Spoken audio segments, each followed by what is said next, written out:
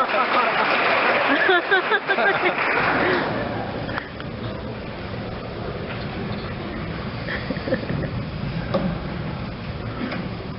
speech is in my sleeve here.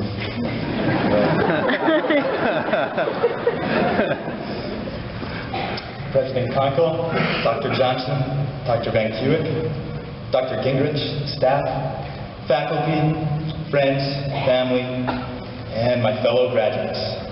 I am greatly honored to share with you today. Thank you. I confess, I stand before you a terrified man. Not because I have the privilege of giving this speech. I enjoy talking. Many of my friends can attest to that. Rather, my fear stems from the fact that we graduates will soon be walking across this stage and then into a world of great possibility.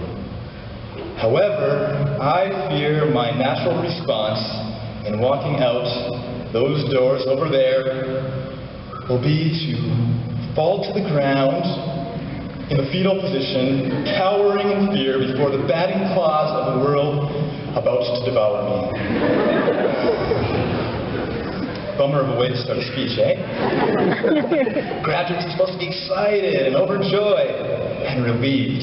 And though these feelings are certainly present as well, I confess that I hold within me a fear and a grief in leaving Providence behind.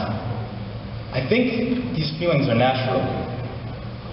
Graduates, a friend of mine once told me that grief in leaving a community is simply a testimony to the beauty and blessing that place has had in your life.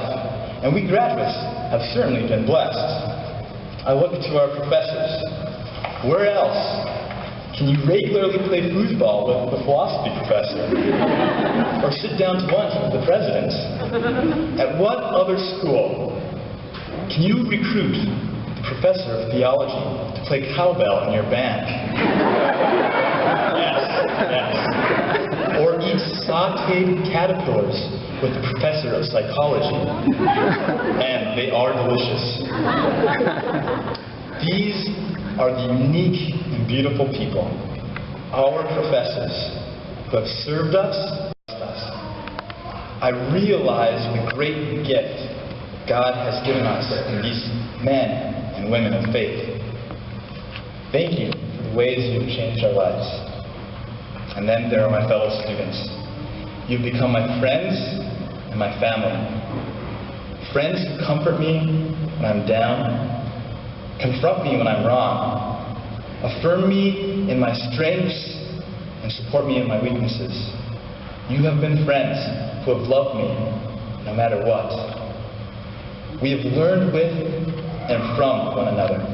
We've challenged and inspired each other. We have grieved together the death of a beautiful friend.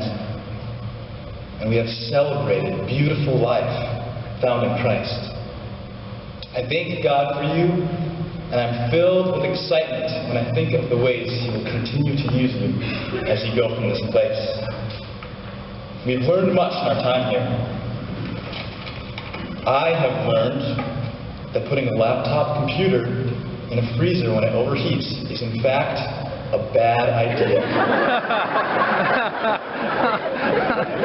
I've also learned that putting Greek words to contemporary pop songs is a pretty humorous way to learn your Greek vocabulary. The things I've learned in my time here are transforming me in growth, both in my faith and character. This semester, I read a book that greatly impacted me. It was called Incarnation by Thomas F. Torrance, a book about Christ and why it was essential for Him, being fully God, to dwell amongst humanity as fully human. In so doing, He could identify with our joys, our pains, our temptations, our sadness, because they were His own.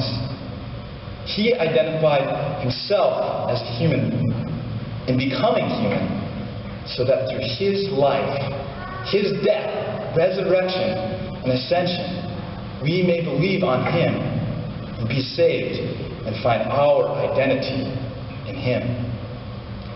So yes, I am afraid to leave this place. But thanks to Christ, my identity is not found in that fear, but in him. Jesus gave us the great commandment to love the Lord our God with all our heart, soul, and mind, and to love our neighbors as ourselves. And this is paired with a great commission to go and make disciples of all nations and obey his commands. It is in these callings that we become Christ's hands, his feet, his mouth, and that we learn to see the world through his eyes, the world that awaits us outside these doors. To quote author and activist Shane Claiborne, following after Jesus isn't about having better vision, it's about having new eyes. So instead of seeing a world ready to devour me, through Christ's eyes, I can see a world that is filled with hungry, thirsty, sick, and imprisoned. A world that needs our love. Providence College has equipped us as students to use the gifts God has given us to love that world, to see it through Christ's eyes. So, we have nothing to fear. Christ walks out these doors with us.